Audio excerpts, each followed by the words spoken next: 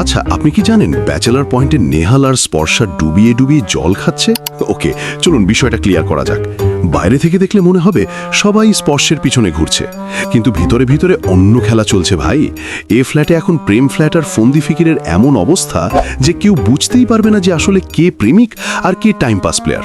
আরে হ্যাঁ, আমি কি বললাম? আমি তো এটাই বললাম। চলুন পুরো ঘটনা খুলে বলা যাক। ব্যাচেলার পয়েন্ট সিজন 5-এর চ্যাপ্টার 6-এ আমরা দেখতে পাই অর্চিতা স্পর্শিয়া, যার নাম স্পর্শের এন্ট্রির পর থেকেই ব্যাচেলারদের ফ্ল্যাটে শুরু হয়ে গেছে প্রেমের আনাগোনা। মানে অবস্থা এমন, সবাই স্পর্শের সাথে টাঙ্কি মারতে চায়। কেউ সিরিয়াস, কেউ কনফিউজড, আবার কেউ শুধু চেষ্টা চালিয়ে যাচ্ছে। স্পর্শ আবার কম যায় না, সে সবাইকে নিজের ইচ্ছে মতো নাচায়, একজনকে হাসায়, আরেকজনকে ঝুলিয়ে রাখে। পুরো লাভ ম্যানেজমেন্ট সিস্টেম ভাই।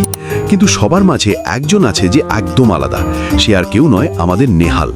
নেহাল না বেশি কথা বলে, না বেশি পেছনে ঘোরে, কিন্তু তার অ্যাটিটিউড এমন যে স্পর্শা নিজেই একটু কনফিউজড হয়ে যায়।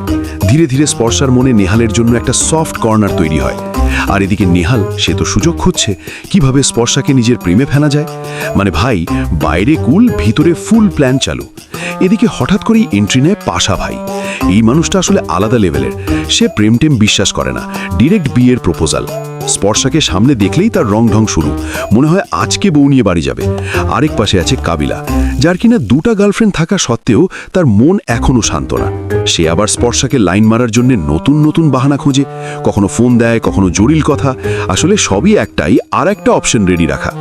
এদিকে যত চ্যাপ্টার যাচ্ছে ততই ঘনিষ্ঠ হচ্ছে স্পর্শা আর নেহালের সমীকরণ। নতুন চ্যাপ্টারেও দেখা যাচ্ছে তাদের আনাগোনা, রোম্যান্টিক কথাবার্তা, ফ্লার্টিং, সবই চলছে ফুল স্পিডে।